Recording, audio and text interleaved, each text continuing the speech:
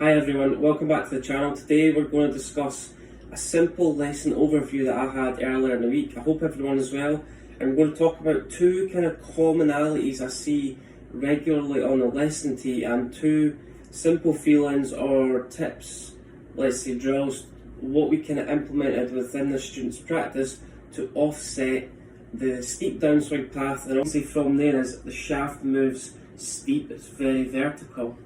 So the club head gets above the hands, and from there the club head wants to work out the way towards the right hand side of my body, in front of my right shoulder. And then what happens from there, the shaft gets steep. So what we're going to have to do is we're going to have to shallow it at some point. So what we have to do is we have to get the club matching a little bit more in my right forearm. So how do we do that? We tilt back the way, we get our left shoulder working high too early, right shoulder working too low, and we get this position where our head falls back the way. And then the club just gets a little bit stuck from the inside. So hands, if I'm naturally set up in their dress position, want to face each other.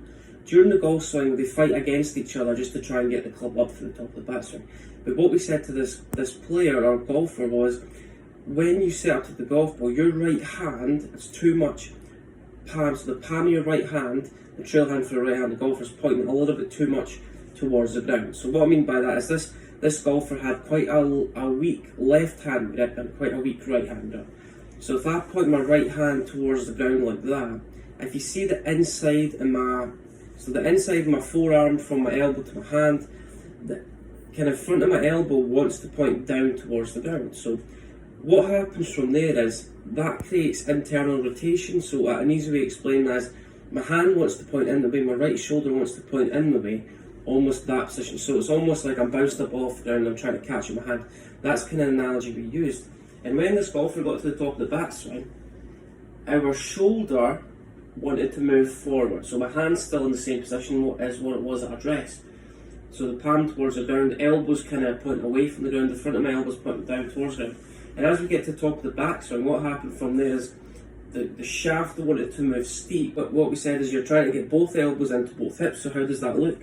I just want you to feel like the front of my elbow was pointing a little bit more towards the sky. The tip of my elbow was kind of more connected to my right hip. So that keeps my right hand facing my left hand. It's almost like I'm shaking hands. So what we focused on from there, as we get to the top of the backswing, we're actually trying to maintain that position. So we're trying to maintain that position of the front of my elbow pointing up towards the sky, the tip of my elbow touching my right hip. And my right hand doesn't point down towards the ground like that. The palm is almost kind of like a 45-degree angle where it's pointing towards the target I'm heading towards. So what we said was, when you get to the top of the backswing, the idea is you're just trying to feel like you're getting your right elbow a little bit closer to your right hip. We're trying to feel like my right elbow moves a little bit more in front of my right hip. Obviously what we talk about with a lot of golfers who, if you look at the side of my rib cage, they get the right elbow moving a little bit too much behind their rib cage. So what we talked about, as we get to the top of the backswing, I just want you to feel like your right elbow moves a little bit more down. Your right side of your body is almost like a chute, and your right elbow is trying to work down the chute so it gets a little bit more connected to your right hip. Your right elbow a little bit closer to your left elbow, while maintaining the front of your elbow pointing up towards the sky for a little bit longer. If I get steep, I lose that angle. So we're trying to get to the top, develop the feeling of your right elbow, trying to get close to your left elbow. So automatically from that position, my right elbow is working a little bit more under my left. My right elbow is tucked a little bit more behind my left. Instead of if I get steep, right elbow moves ahead, forearms get pretty open. So get to the top, right elbow closer to left elbow, kind of right elbow working down your rib cage towards your right hip, working down, get to the top, right elbow working down and under, that's the feeling. So getting the elbow moving ahead, the wrist, that gets the trail wrist in a little bit more of a bent back position. Close the gap between both elbows, right elbow working towards left elbow, and feeling that the trail wrist, so both thumbs are pointing a little bit more away from your right shoulder in this position. Right elbow keeps its flex, right elbow under the left elbow in the snap position. I'm going to feel like my right shoulder's working down a little bit more. I'm going to feel my shoulders in a slightly more closed position. The feeling of shelling a golf club.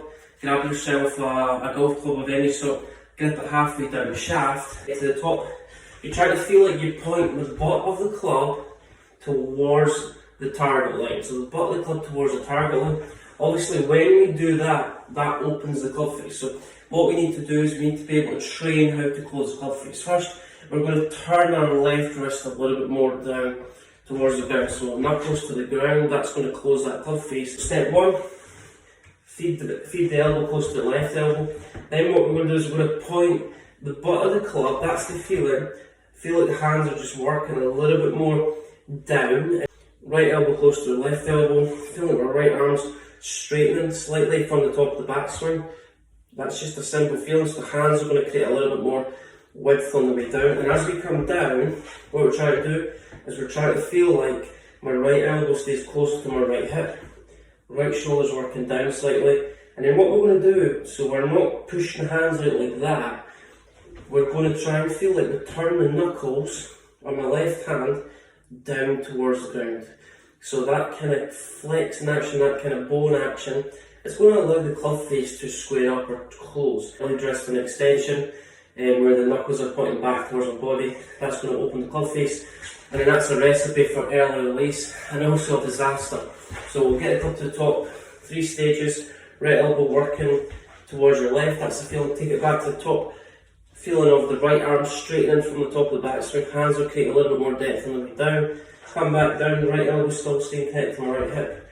And then we're getting the lead wrist working down, so knuckles are working down towards the ground almost in that action.